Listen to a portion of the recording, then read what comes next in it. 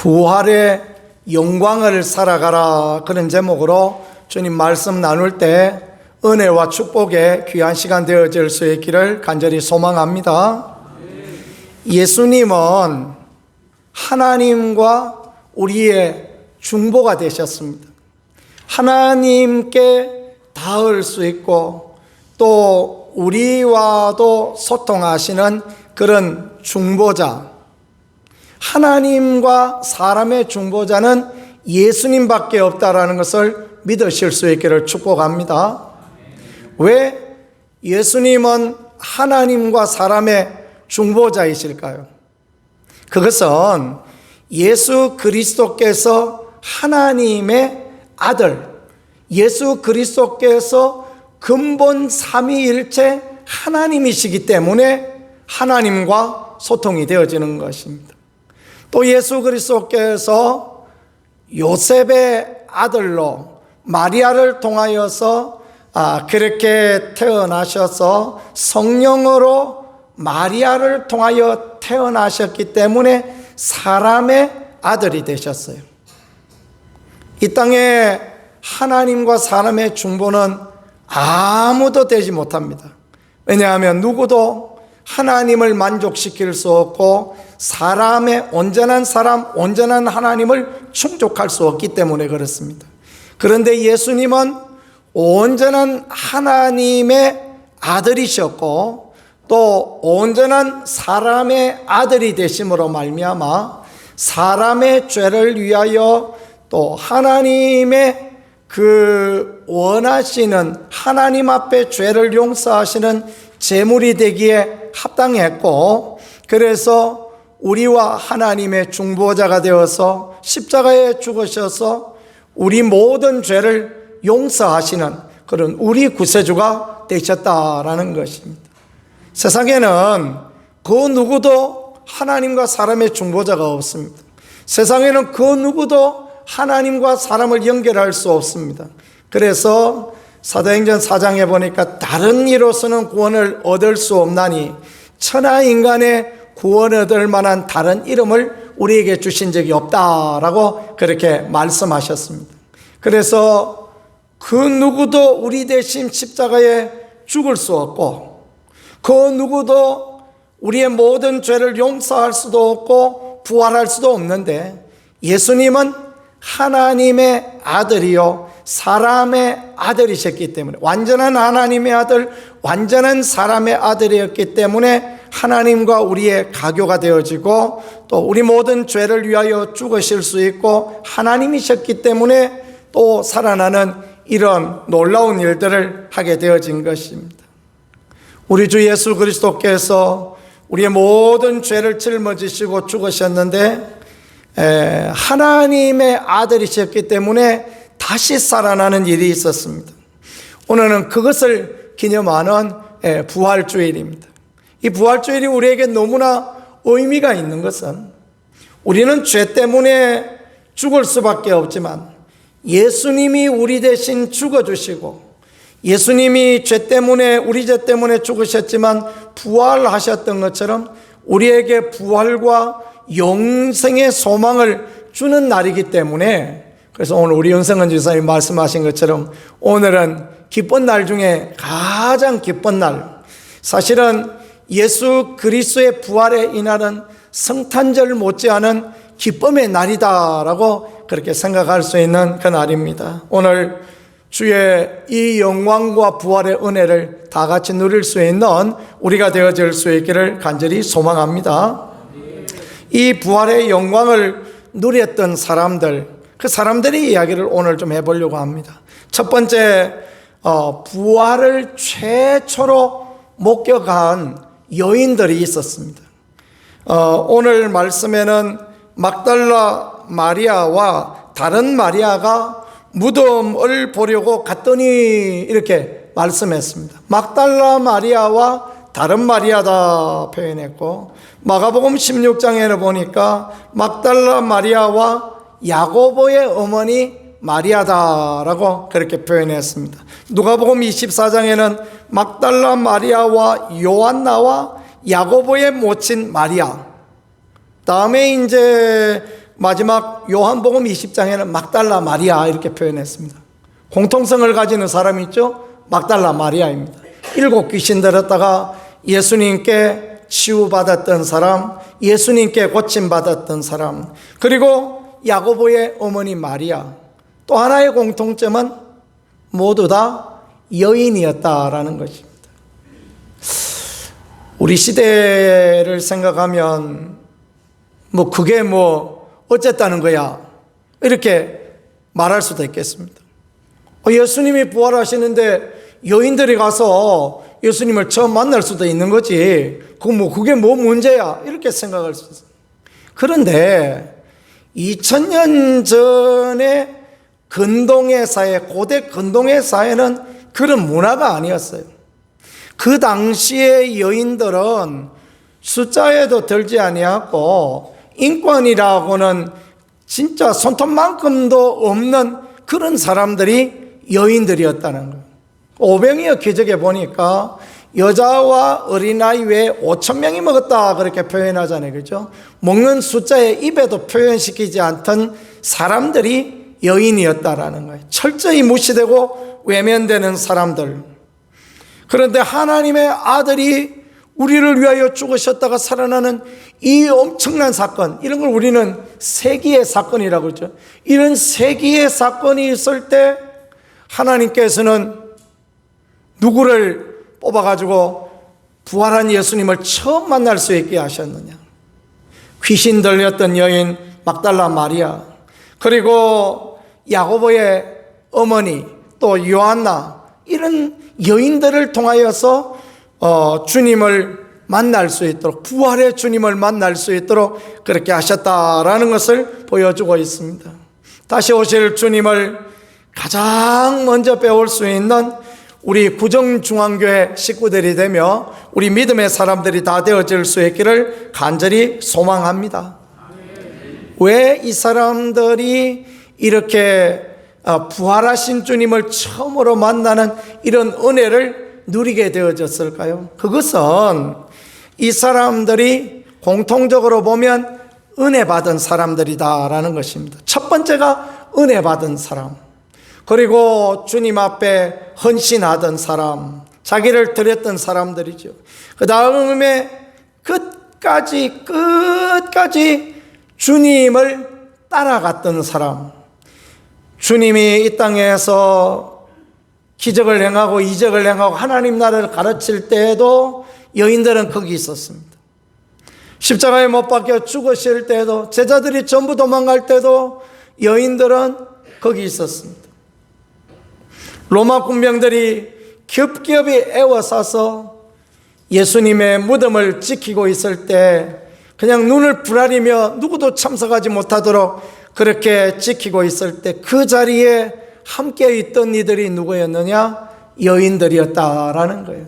주님은 이런 사람들을 기뻐하시고 이런 사람들에게 하나님의 아들 예수 그리스도의 부활을 목격하도록 그렇게 은혜 주시고 축복하여 주셨다라는 것을 믿으실 수 있기를 축복합니다. 우리는 처음 만나면 어떻고 두 번 만나면 어떠냐, 우리는 세 번째 만나면 네 번째 만나면 어떠냐 그렇게 생각할 수 있는데요, 이 구약의 문화, 이 고대 근동의 문화는 처음 것을 너무너무 소중하게 여겼습니다. 그래서 농사지어서 첫 번째 것을 하나님 앞에 드리고, 또 낳은 자녀들 중에도 첫 번째 자녀를 위하여 대속물을 드리고, 이 첫 번째 것을 너무너무 귀하게 여겼는데 하나님의 아들이 부활하시는 이 역사적인 순간에 이 여인들이 가서 예수님을 처음 만났다. 이건 어마어마한 축복이다라고 그렇게 생각할 수 있는 부분입니다. 이런 축복을 누리는 그런 우리 모두가 되어질 수 있기를 간절히 소망합니다. 왜 그랬겠습니까? 끝까지 모든 상황 가운데서, 모든 형편 가운데서도 끝까지 주님을 따랐던, 주님의 은혜를 누렸던 사람이기 때문에 하나님께서 그런 은혜와 긍휼을 베풀어 주신 것입니다. 우리 옛날 어른들은 참 귀하다라고 생각하는 것은 6.25 동란 지나고 얼마나 어려웠고 힘들었습니까? 그렇죠? 일제 강점기 얼마나 고통스러웠습니까?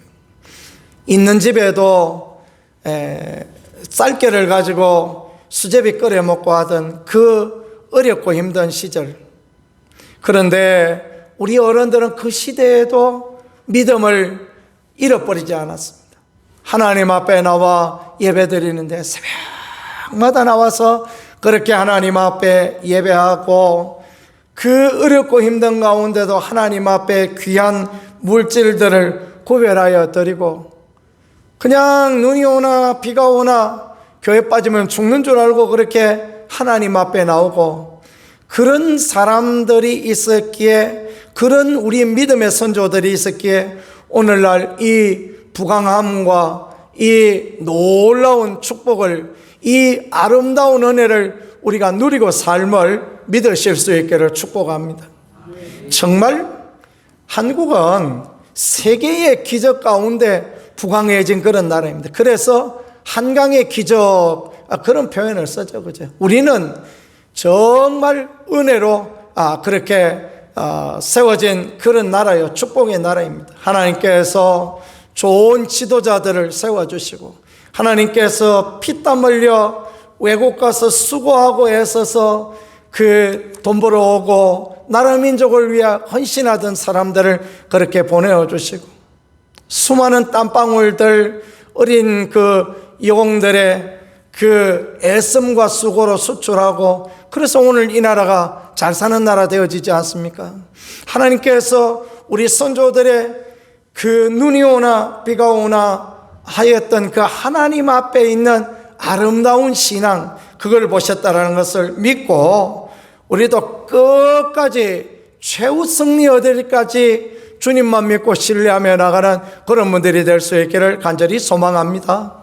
찬송가도 있지 않습니까? 최후 승리 얻기까지 주의 십자가 사랑하리 빛난 면류관 얻기까지 따라가리라고 그런 고백하지 않습니까? 마지막까지 주님을 따라가는 것 그게 너무너무 귀한 것입니다. 그래서 요한계시록에 보니까 마지막까지 견디는 자가 구원을 얻으리라 7번이나 반복해서 말씀하고 있습니다. 최후까지 주님 붙들고 주님 곁에 붙어있는 그 사람에게 은혜 주신다. 이게 부활하신 주님이 첫 번째 만날 수 있는 은혜를 여인들에게 주신 엄청난 은총인 것입니다. 우리가 부활의 영광을 살아가고 우리가 부활의 영광을 누리고 부활하신 주님이 우리의 삶 가운데 오셔서 놀라운 일을 하시는 것을 경험하기 위하여 꼭 필요한 것 그것이 마지막까지 주님과 함께 붙어 있는 것이다 라는 것을 믿으실 수 있기를 축복합니다. 그래서 요한복음에 말씀하시기를 내 아버지는 포도나무의 농부요 나는 포도나무요 너희는 가지니 저가 내 안에 내가 저 안에 있어서 붙어있는 사람은 열매를 맺는다라고 그렇게 말씀하셨습니다. 잘라서 버리우면 불탈 수밖에 없어요. 그러나 주님께 붙어있는 인생은 언젠가는 주의 영광과 부활의 은혜를 누리는 복된 역사가 드러나는 거예요. 스머나의 교부였던 폴리캅 그는 모든 사람들에게 존경을 받는 심지어 로마 군인들에게도 존경을 받는 그런 분이었다고 합니다. 나이 80이 넘어서 로마 황제가 바뀌어지면서 기독교를 탄압하기 시작합니다. 아마 네로 황제 같은 그런 악한 황제였던 것 같습니다. 도미티안이나 아니면 네로 같은 그런 악한 황제였죠. 그래서 이 아름다운 믿음의 사람 폴리캅에게 주님을 배신하고 주님을 모른다, 주님을 부인하도록 그렇게 시킵니다. 병사들이 와서 폴리캅에게 사정을 합니다. 제발 우리가 불편하지 않게 주님을 모른다고 공개적으로 좀 한번 이야기해 주세요. 그랬더니 폴리캅은 그런 이야기를 했다고 합니다. 우리 주님께서는 이 늙은이의 80평생에 한 번도 나를 모른다 하지 않으셨는데 내가 어떻게 주님을 모른다 하겠느냐? 차라리 나를 화형시켜달라 그렇게 했다고 합니다. 그래서 폴리카본 화형대 위에 올라갔습니다. 아무리 로마 군사가 거기 불을 붙이려고 해도 불이 붙지 않는 거예요. 불이 붙지 않고 그렇게 있었대요. 그때 폴리카비 하나님 앞에 기도합니다. 주 예수님, 내 영혼을 받아주세요. 그렇게 기도했더니 그때부터 불이 붙어서 폴리카비 화형을 당했는데, 순교하였는데, 그가 아름다운 찬양을 부르며 그렇게 하나님 앞에 갔다라는 복된 이야기가 있습니다. 마지막까지 주님을 부인하지 않는 것, 이게 너무너무 귀하고 아름다운 모습인 것입니다. 한국 사람들은요, 냄비같이 부르르 끓기는 또 얼마나 잘 끓는지 모릅니다. 그래서 어느 날 은혜 받으면 주머니 다 털어서 하나님 앞에 드리려고 그렇게 하기도 하고, 어느 날 은혜 받으면 하여튼 생각지 못할 엄청난 일을 하려고 하고 그럽니다. 그러다 어느 날 식어져 버리면 마음이 냉랭해가지고 얼음장 같고 그럴 때도 얼마나 많은지 모르겠습니다. 중요한 것은요, 우리가 돌속같이, 우리가 그 두꺼운 스텐 속같이 그렇게 꾸준히 최후 승리 얻는 그날까지 주님만 믿고 나아가는 것, 그게 너무너무 귀하다라는 것을 믿으며 그런 사람에게 부활의 영광이 있다는 것을 믿으며 나아가는 우리가 되어질 수 있기를 소망합니다. 부활의 주님께서 주시는 평안이 있어요. 두 번째 생각해 볼 게 그것입니다. 이 여인들에게 오셔서 예수님께서 샬롬 하고 물어보십니다. 평안하냐라고 물어보십니다. 여인들이 평안했을까요? 안 평안하죠. 예수님께서 십자가에 못 박혀 돌아가셨습니다. 그리고 그 주님이 무덤에 머물러 계시고 부활하신 것을 알지 못합니다.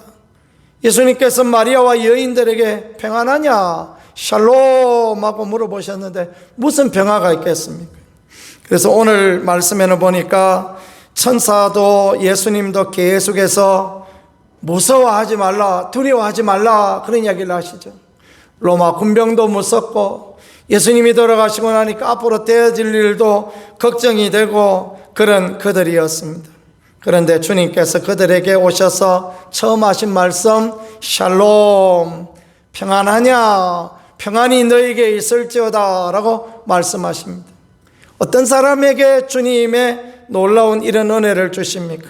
최후 승리 얻기까지 주님과 동행하는 그들에게 주님의 평안함을, 주님의 놀라운 은혜를, 주님의 은총을 허락하여 주신다라는 것이, 오늘 삶이 염려되어지고 삶이 걱정되어지고 슬픔과 고통과 괴로움이 가득한 그 가운데 있어도 주님이, 부활하신 주님이 주시는 평강이 우리들 모두 가운데 있다는 것을 믿으며 최후 승리 얻기까지 늘 주님 따라가는 그런 은혜에 힘입을 수 있기를 간절히 소망합니다.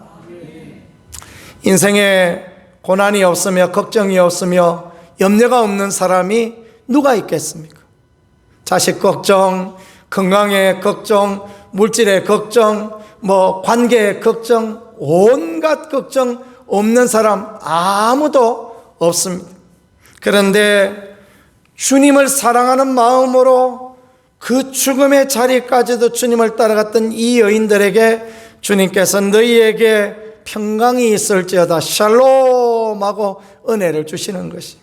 그래요. 오늘 우리도 믿음을 잃지 아니하고 소망을 잃지 아니하고 오직 주님을 따라갈 때 부활의 주님께서 우리에게 평강을 주심을 믿으며 우리 마음에 있는 참 평안을 누리며 그렇게 주님과 동행하는 복된 분들이 되어질 수 있기를 소망합니다. 언젠가 제가 말씀드렸어요. 찬송가, 옛날 찬송가 470장, 우리 지금 찬송가 413장, 내 평생에 가는 길 순탄하여 늘 잔잔한 강 같든지 큰풍파고 험하고 어렵든지, 스파포드라는 분, 사업을 하는 분이 지은 그런 찬양시입니다. 사업을 하고 삶에 여유가 있어서 대서양을 건너는 그 배에 딸 4명을 여행을 보내었습니다. 대서양 한가운데에서 큰 풍랑을 만나서 배가 뒤집어지고 딸 4이 모두 죽고 마는 그런 일을 당하였습니다.